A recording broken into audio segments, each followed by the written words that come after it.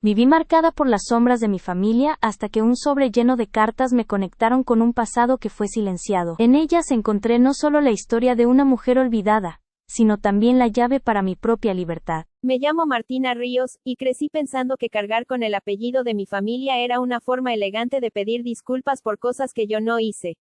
Viví muchos años creyendo que el silencio era protección, que hacerse chiquita era la única manera de sobrevivir al peso de los errores ajenos. Pero todo cambió el día que un desconocido me entregó un sobre lleno de cartas, y con ellas, una historia que mi familia se esforzó por enterrar.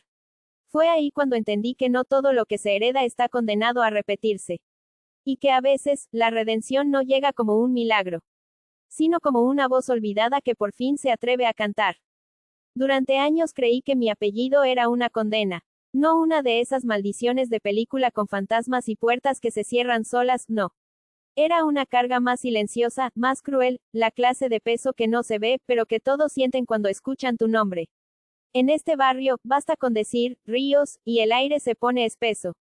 Las miradas bajan, las palabras se cuidan, y yo me vuelvo invisible. Trabajo en una librería vieja sobre la calle Rivadavia. Es pequeña, con estanterías que crujen cuando las toco y libros que huelen a polvo y secretos.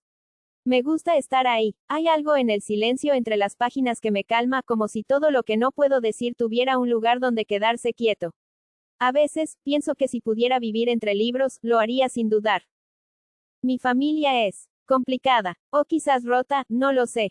Mi madre siempre fue una mujer dura, de esas que creen que llorar es debilidad y que amar sin control es un lujo que no podemos darnos. Mi padre estuvo, y después no.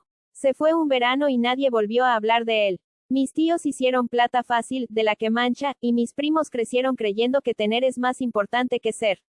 Yo no encajé, nunca encajé. Desde chica sentí que era un error en el sistema.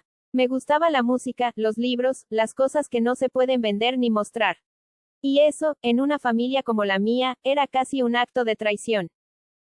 Así que me callé. Aprendí a hacerme pequeña, a pasar desapercibida. Me acostumbré a pedir perdón por cosas que no eran mías. Y, aunque a veces me cuesta admitirlo, me resigné a vivir así, lejos del escándalo, lejos de ellos, lejos de mí. Pero todo cambió un martes. Una tarde cualquiera. Estaba ordenando una pila de libros sobre el amor, ironías de la vida cuando entró un hombre que no conocía. Alto, con el pelo gris y un aire de los que traen noticias viejas. Llevaba un sobre en la mano y una mirada rara, como si supiera algo de mí que ni yo sabía. Se acercó al mostrador, me miró fijo y me dijo: vos no me conoces, pero fui amigo de tu madre.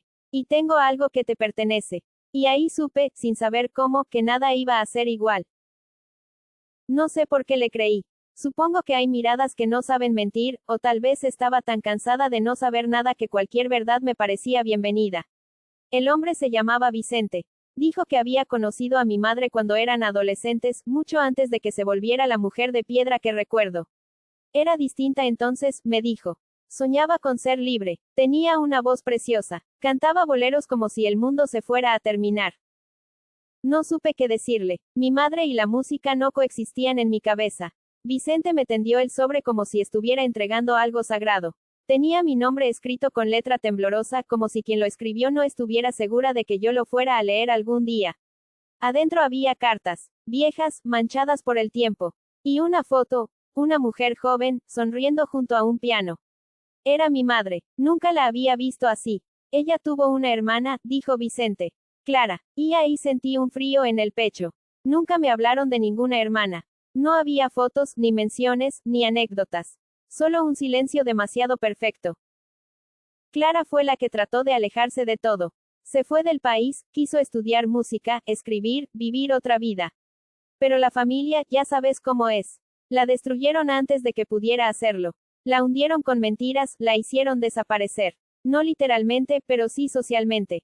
Y tu madre, nunca se perdonó no haberla defendido. Me quedé muda. No sabía si llorar, gritar o reírme. Todo lo que había sentido siempre, esa sensación de estar fuera de lugar, ese dolor heredado sin nombre, empezaba a tener forma.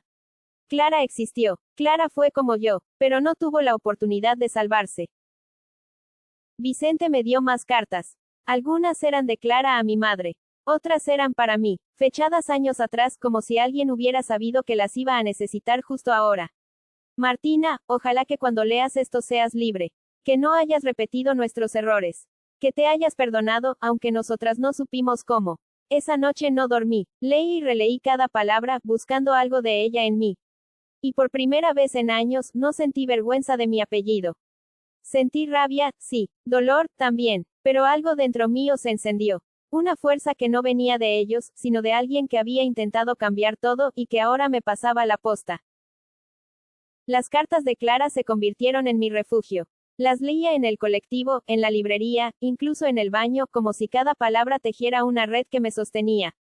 Había tanto dolor en esas hojas, sí, pero también una ternura que no conocía. Era como escuchar por fin la voz de alguien que siempre me había estado esperando. Un domingo a la mañana, después de semanas de pensarlo en silencio, hice algo que nunca me había atrevido a hacer, fui a la casa de mi madre. Me abrió con esa cara que siempre lleva, la de quien vive a la defensiva. Pero cuando vio el sobre en mis manos, palideció. No dijo nada, solo me dejó pasar. ¿Por qué nunca me hablaste de ella?